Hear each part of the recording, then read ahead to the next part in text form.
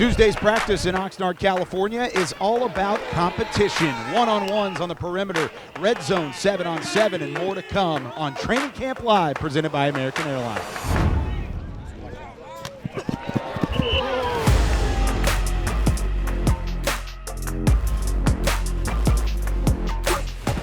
Welcome back into Training Camp Live, presented by American Airlines, alongside Nick Eatman for the first time this year. Kyle Yeomans, and for the first time this year, we not only have Nick Eatman, but we've got one-on-ones between the wide receivers and the cornerbacks. And Mike McCarthy talked about it earlier today. He's going to get everyone involved, and there's going to be a lot of red zone work today. You're getting to see a little bit of that mano-a-mano. Definitely. You know, this with the offensive line, defensive line, it seems to be a little bit more of an offensive type of drill, but still, it's about the best we can get for competition. We better be ready because this might be coming right at us. Coming right at us. And Jalen Brooks goes over the top of Trayvon Diggs. How about the rookie showing up these last few days? Well, it's not even the catch. It's just the fact he's lining up against Diggs. That just shows what they think. There's another one. And an awkward fall for CD on the far side, too. They're dialed in on these two-point plays. We saw the offense have 5 touchdowns earlier at a two-point drill. Now they're down here as well, close to two-point range. Tyron Johnson on Nashawn Wright. A little bit of grab up at the top of the route, and that might have been a penalty flag, but we've got an official right here, and he didn't pull it. So that ball's got to get out quick down here because doesn't matter who you're facing, the rush will be coming quick. Jalen Tolbert puts a foot in the ground, and Deron Bland knocks it away. Good job by Bland. Really excited to see what he brings. He's kind of been in that upper echelon of corner this year, of being in the groups of Gilmore and Diggs, and then it's Bland. I mean, that's a lot to say for the second-year fifth-rounder. Definitely, and the fact that he can play inside and outside is really, really impressive for a young corner. Drummond has that one knocked away by Mandel. Ontario Drummond in his second year in the system, undrafted free agent last year. Going to the far side, that's Dennis Houston, who – he excelled in these drills last year, and he excelled there in the back of the end zone. That's another thing they've been working on through practice today is really knowing the boundaries and knowing your limits. Right, back of the end zone there. Just kind of one thing what we're seeing is just the 53-yard width of the field. This offense seems to use every inch of it.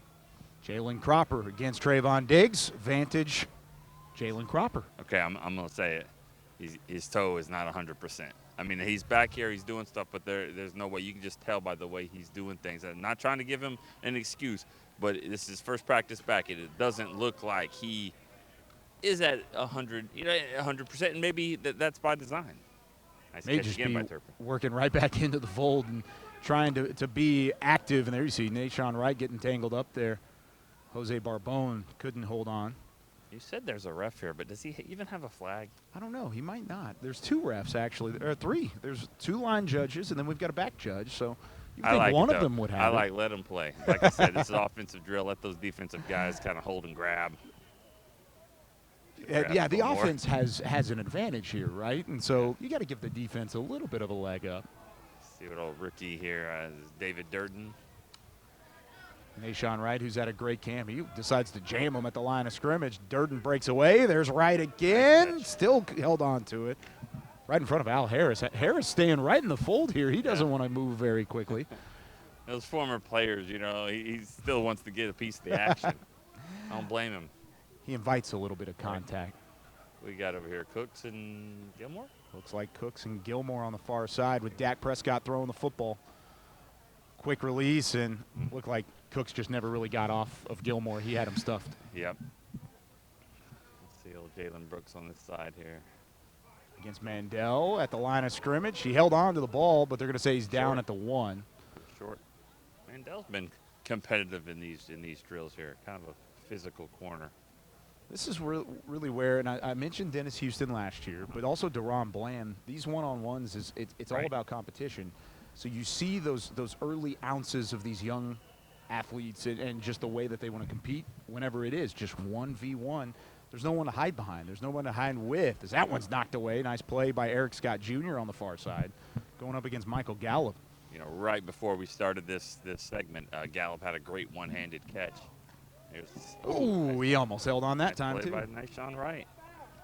I tell you what, these fade routes against corners, especially one that looks like Nashawn Wright, not the easiest thing in the world. I mean, he looks like he should be playing for the Mavericks or something.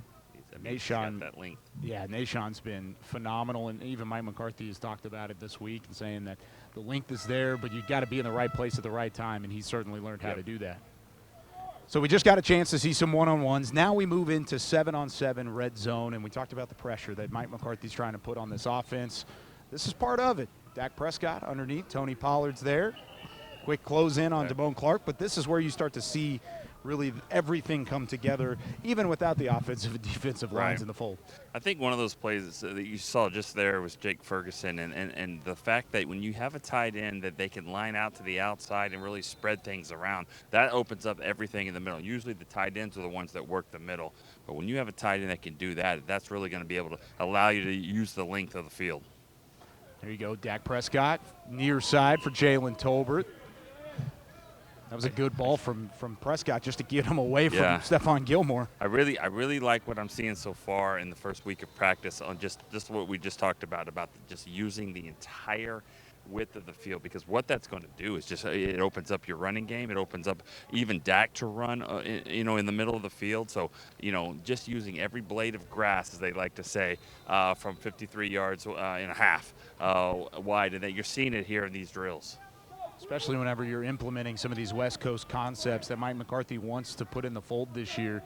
Everything's going to be underneath, so you need that side-to-side because there's not as much verticality. That one just out of reach. Trying to find Dennis Houston on the far side. Cooper Rush with a nice ball, but good coverage again from Nashawn Wright. Nashawn Wright's taking advantage of the opportunity that he has here. Obviously, Diggs has been out. Even when he's back some today, still on a limited basis, he's showing that length. He's doing a really good job there of competing. This is his third year, and this is the time when you usually want to see these guys make that big jump. Cooper Rush out there with a couple tight ends. John Stevens in the fold. You've got Sean McEwen. David Durden on the outside. Got Deuce Vaughn on the outside as well. He's going to go back of the end zone. Guess who? Jalen Brooks. Mike McCarthy said that his stature and his structure fits well for red zone work, and it looked good there. I mean, he's becoming, if he's not already, he's the biggest surprise of camp, I think. Just from a standpoint of he didn't do much of anything in college. When he was drafted, you looked at him like, what am I looking at here? He didn't have a lot of catches, didn't have a lot of yards. He just didn't have a lot of reps. And here he is, making all these plays out here. Very impressive for him. And he's continued to get better, too. That's the other part of it. There's Rush. That one right at the goal line, knocked away. He was aiming for Dontario Drummond. And then again, Mandel, who you liked in the one-on-one drills. Yeah, very, very handsy, and I don't mean that from a grabbing standpoint, but just getting his hands in there and knocking balls away. C.D. Lamb back in here. We talked about him earlier and not coming back to the one-on-one, so he's in this drill. Yeah, that's good to see versus him back. Ones. Still haven't seen. Trayvon's out there as well. He's on the far side covering Michael Gallup. It's all the ones. Back corner, C.D. Lamb. Made it look easy on DaRon Bland. You know what I love about this offense, other than what I just keep saying side to side, is they're not afraid to use picks. Every other team in the league picks the Cowboys. Every team does it. And in the last couple of years, we're starting to see them do it more, and I like it. We're seeing pick plays. or rub routes. I was about to say, we got to call it a rub route. Whatever you want to call it. Whatever you want to call it. Get in the way. And it's working. It absolutely has been working against a good secondary. I mean, you look at Trayvon Diggs and Stephon Gilmore, DaRon Bland. You're not going up against second-team players when you're having success there. They want to do it again. CD over the top, and he holds on. Got it. My goodness. He had both Bland and Diggs underneath him to make the play. I don't want to say that it was a sideline route again. Just like, it seems like every play is right on the sideline. But he's got the chemistry down.